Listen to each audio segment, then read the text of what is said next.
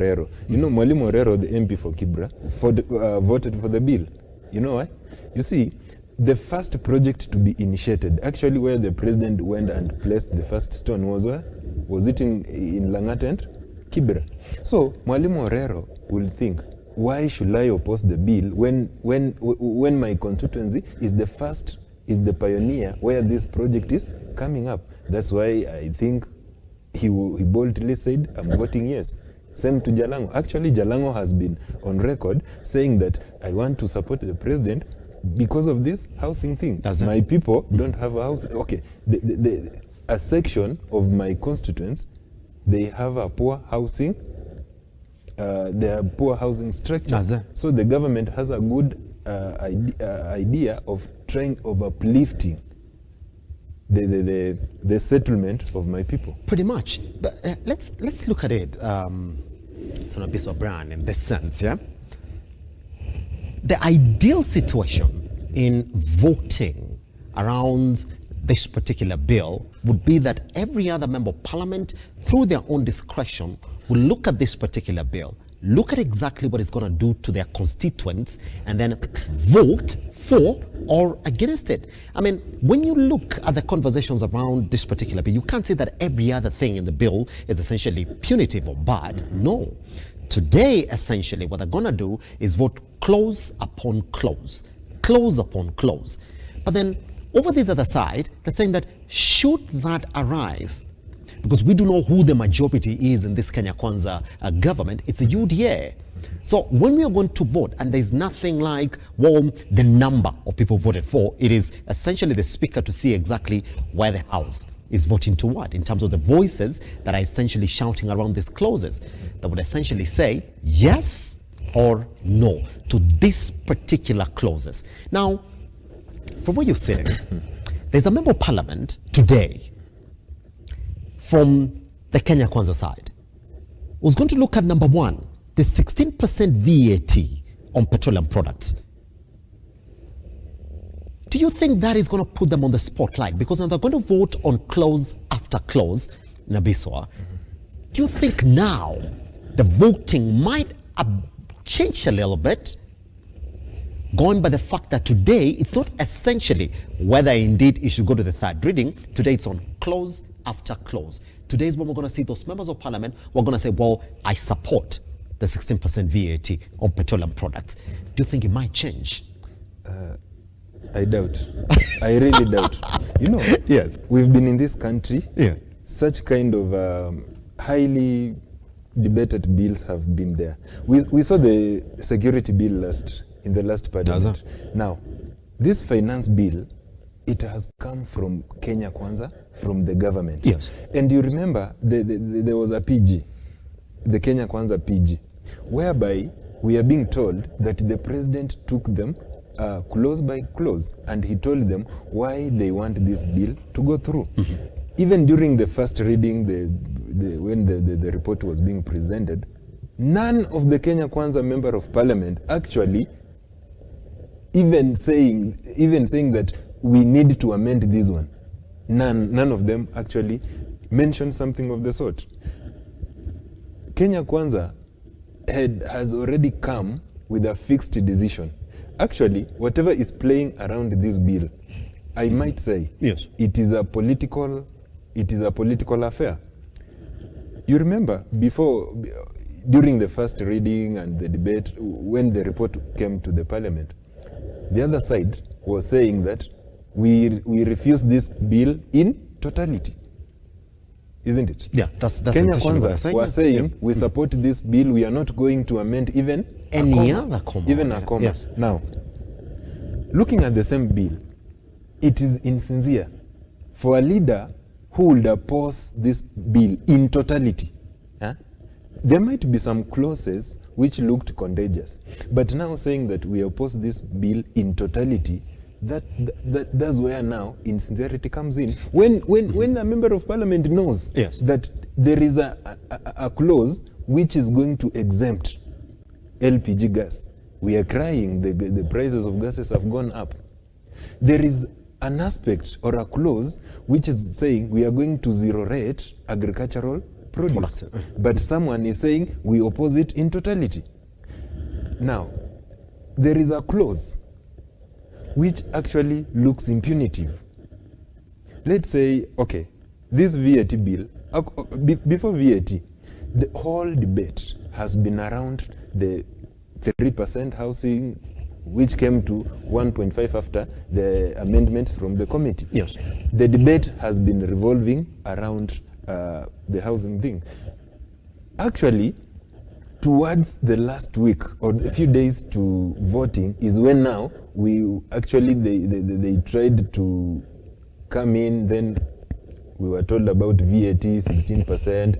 Actually, honestly, when this dialogue came about, everybody, that guy from Ushago there,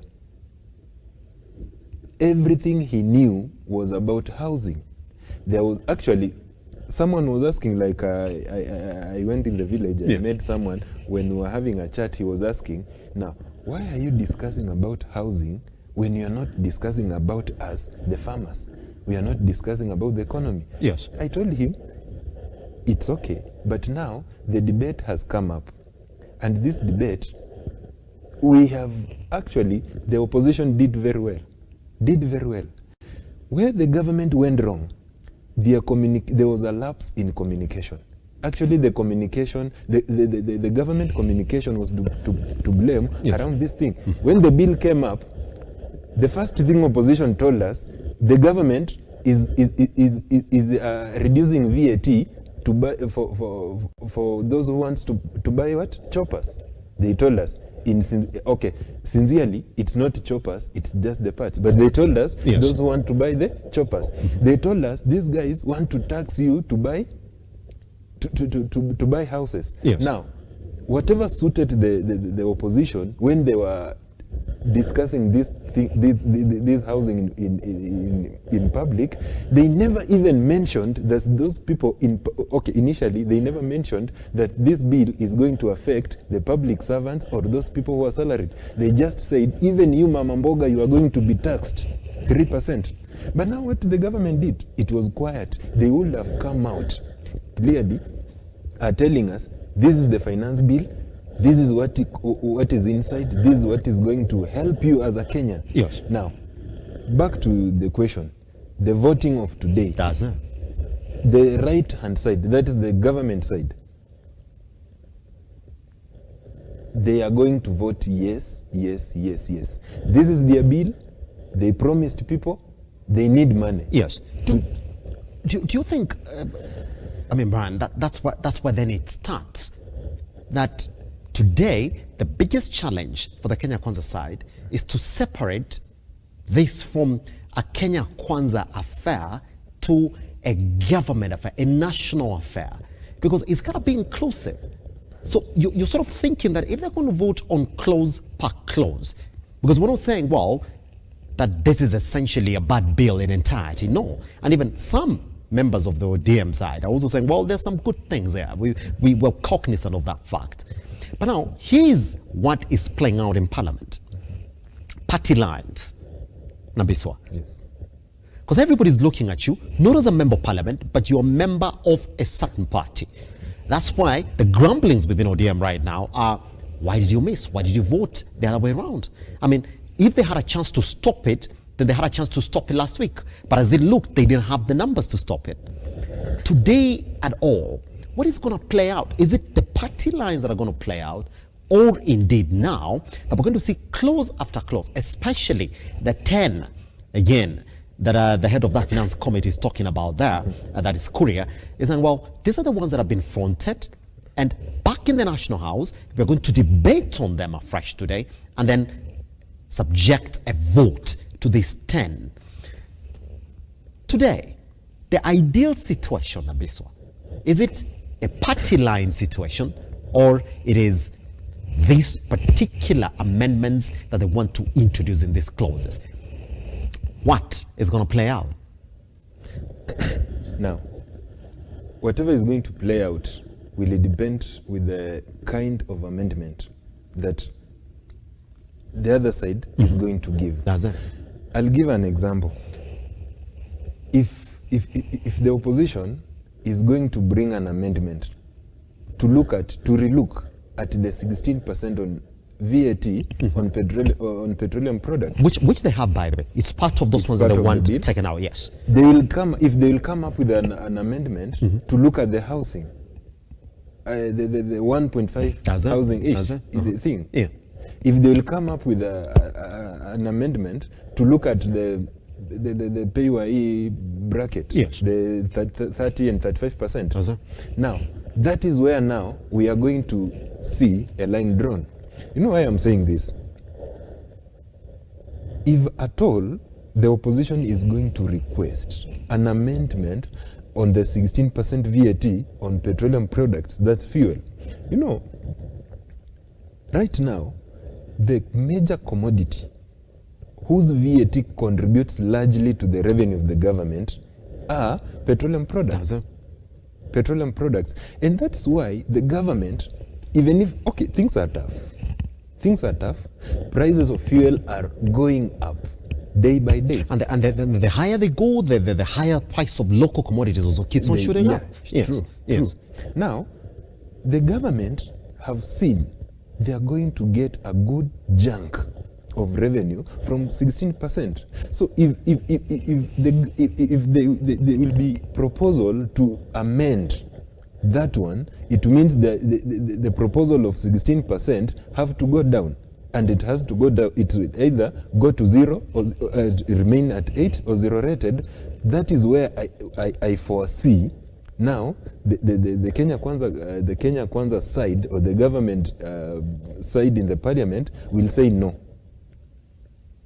Will say no, totally no. Yes, and which essentially will be then, somebody has already told them, we know it's bad, we know it's going to squeeze the economy, but then you got to go use your numbers to make it pass. Yeah. Which is why then, and this is exactly what I told you, Nabiswa, just before we started this conversation. Yes. If indeed we can't separate party lines in the National House from national dialogue, there's essentially a national dialogue.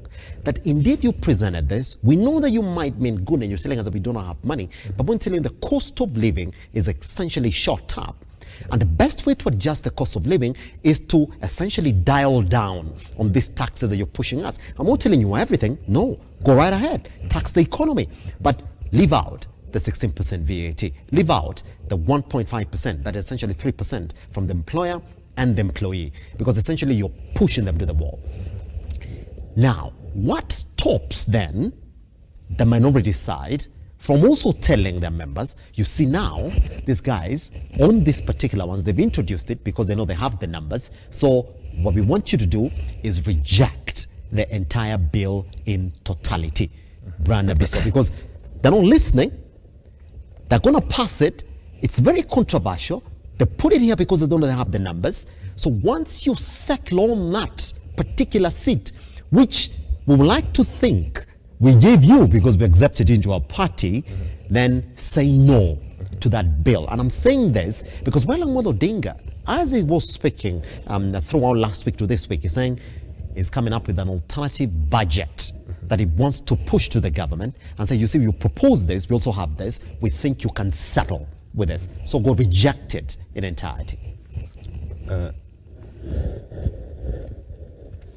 The problems that we are facing as a country, the economic problems that we are facing as our country, starts from our member of parliament.